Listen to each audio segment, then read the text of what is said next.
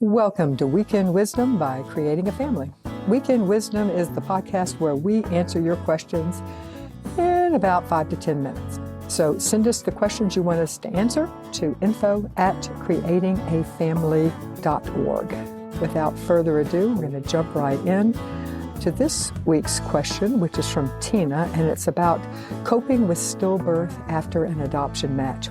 Tina writes, I've been an adoption social worker for almost 7 years and just experienced my second situation where the expectant mom in a adoption match, had a stillbirth after selecting a family through our agency. Both situations were such a difficult loss for both parties. I'm curious if you have heard of others who have experienced this unusually tragic type of loss within adoption. I'm not sure how common it is, especially given the rate of stillbirths as 1 in 175 births in the U.S. How can adoption professionals, and on both the adoptive parents and birth parent side, best walk through such a situation with their clients? Thanks in advance for at least considering tackling this question. You're right, this is a unique and tragic loss for both the mom and the prospective adoptive parents.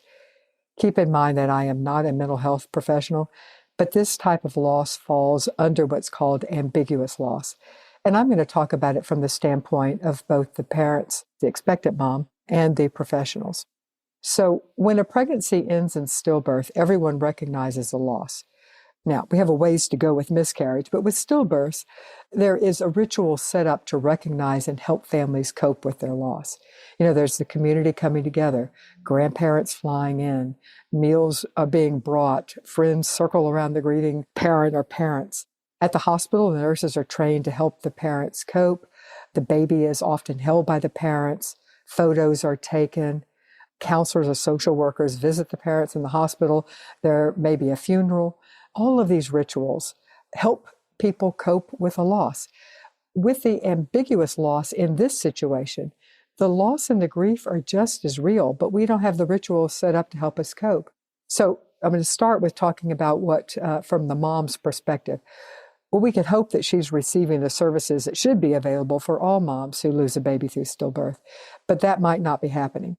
Friends and family may or may not have encircled her with support. Some may feel like she wasn't planning on parenting this child, so that minimizes a loss in their eyes. And as misinformed and callous as this thought is, some might even think that this is punishment for her, quote, not wanting this baby. And even if they don't say it, they may be giving off the vibes that they think it. And sadly, in her grief, the mom may also feel this on some level. So how to help? One, treat her as the grieving mother she is, and advocate for her at the hospital to receive the same type of grief counseling and support services as other moms who've lost a baby. And then continue to support her in her grief, preferably in person, and provide her with places and resources for long-term support, like the March of Dimes. They have specific resources on child loss and stillbirth. And there are organizations like Compassionate Friends that some may even have a local chapter near you that she can connect with. And there's a great article by the American Pregnancy Association on stillbirth surviving emotionally that could be provided to her. So for the adoptive parents, in the eyes of many, the baby wasn't theirs yet, but in their heart, they've already made room for this little being. They've dreamed of a life with this child, and all of these dreams and all of this love for this child, and yet to most of the world, this loss is invisible. They weren't pregnant, the world doesn't know, and the baby wasn't really theirs.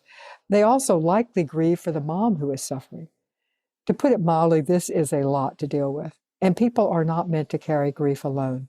Most need others to help them work through their feelings and move forward. Family members, friends, social support groups, faith community, all of these are good resources to help you work through your feelings.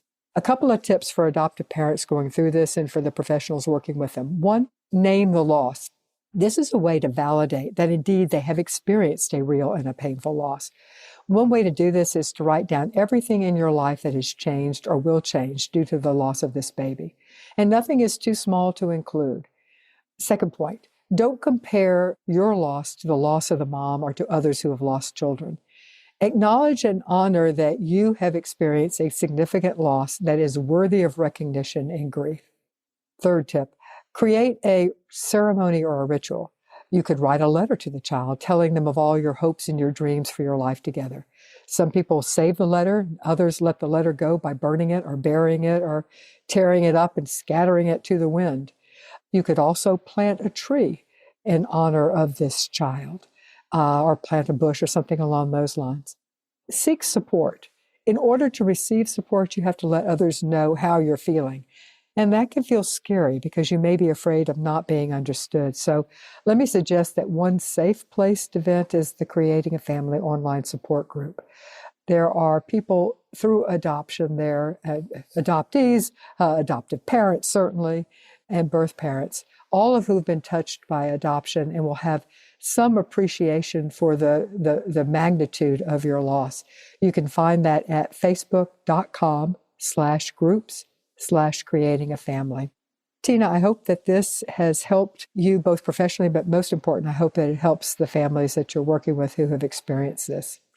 And before everyone leaves, let me remind you that Creating a Family has an interactive training and support group curriculum for foster, adoptive, and kinship families. This is intended to make it as easy as possible to run a high-quality training or support group.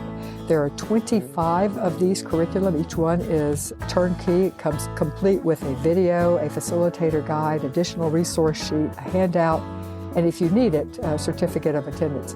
You may not need that, but if you do, it's there. You can get more information about this at parentsupportgroups.org. That's parentsupportgroups.org.